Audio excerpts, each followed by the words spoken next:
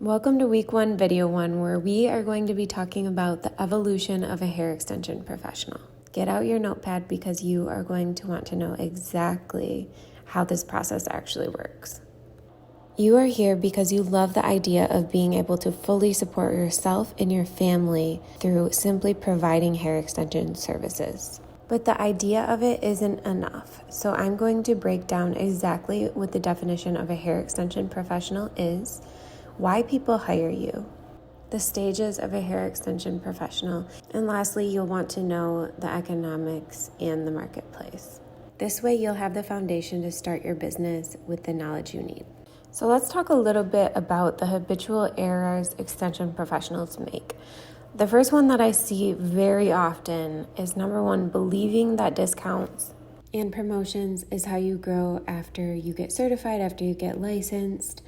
But this is definitely a limiting belief. If this is for you to get comfortable providing the service, it's completely understandable. But let's be honest, the reason you're taking this course is because it's time for you to make money. And it's absolutely not true that you need to provide discounts and promotions to actually grow your business as a hair extension professional. Number 2, the more education you complete and pay for, the more money you will make. This is another limiting belief.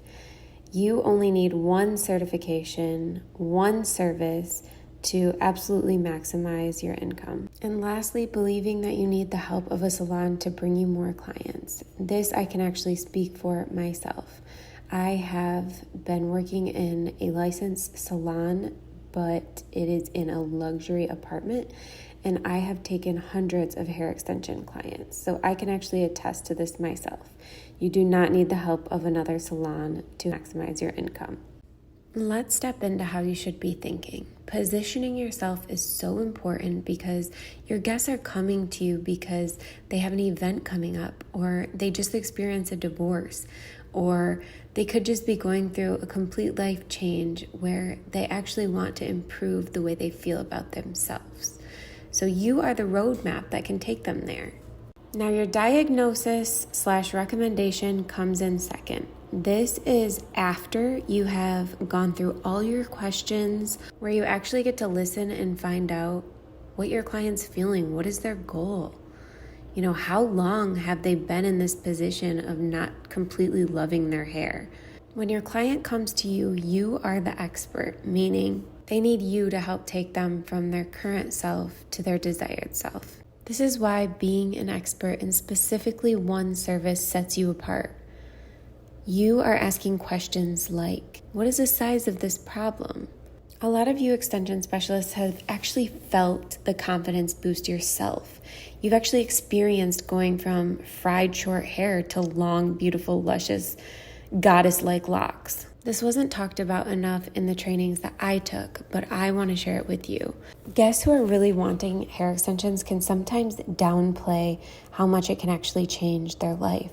But because you're the expert, you know this. You know how much it affects the confidence of a person who has been wanting their hair to be longer and thicker. So it's absolutely crucial that you take genuine interest in how long they've been having shorter, thinner hair than they actually truly dream of. And lastly, you need to have extreme confidence and certainty that you can actually solve this problem for your guest. You've come this far, have certainty, have faith in yourself, know that you are completely capable of transforming your guest's hair, let alone their confidence in their life. I've had consultations where guests will say, it won't change my life that much to have hair extensions. But they're not being real with themselves. They're usually afraid of price in this situation. Now, the speed of which you are able to perform a service is an asset. Of course, clients want to be done quicker and sooner. This doesn't always mean they're going to get the best result. So maybe you could get them in quickly, but you could actually have them with hair extensions lasting 4 to 6 months versus every 5 weeks like a weft. Now, this part is completely up to you. If you prefer speed and you know that you can get your client in and out quickly, this can be a huge bonus to your business. In my case, know that their appointments are long appointments. They are so pleased with how long the extensions last, they don't mind staying an entire day. I don't get into this too much in the phone consult because I'm giving them the recommendation. I'm saying, hey, you're going to be here for 5 to 7 hours, or you're going to be here for 6 to 8 hours. And I have them block off that amount of time. That way they're prepared. I've seen amazing trainings like Slice Squad where they really focus on getting their clients in and out in a short amount of time. This is also a great way to promote if this is the option that you choose. But you can have an assistant that can help you cut your time down in half and charge your client a little bit more for that assistant being there. And that's another way to make more money in less time. So the beginning of your career, you become newly certified. And this is where a lot of people are giving discounts and promotions. Again, you do not have to go through that phase, but to build your confidence, it can help. In the next phase, you start to post on Instagram and Facebook, showing your results, maybe even TikTok and YouTube. Now you're starting to see more interest, and even more when you learn how to craft your ad so that your ideal client is immediately like, wow, I need to work with this person. Now you're getting several messages a day and you're actually starting to build systems so you can copy and paste and make things go a lot quicker and smoother. Next, you're booked out 1 month minimum and you're finally self-sufficient. So now that you've actually started collecting deposits and increasing your ad spend, you can actually hire a team member once you're 1 to 2 months booked up. Now it's time to elevate your skill. You're testing your skills to start building out a system and going from being certified to then running discounts. We've seen people offer things like 30 to 40% off. Now, just because this is what some people do to find success does not mean this is what you need to do. If you're confident in your skill, which I know you are because you're taking this course, and have multiple happy clients that return to you, do not keep running discounts. It's better to pay for ads because a lot of times discounts can actually scare high-value clients away. So if you didn't know you had a problem like running too many discounts, now you know, and now it's time to advance your selling. It's time to get an idea of your economics so that you can reach your goal from the financial pathway that we provide. This can be altered, but on an average day, you'll collect a $650 deposit, and this is on the low end.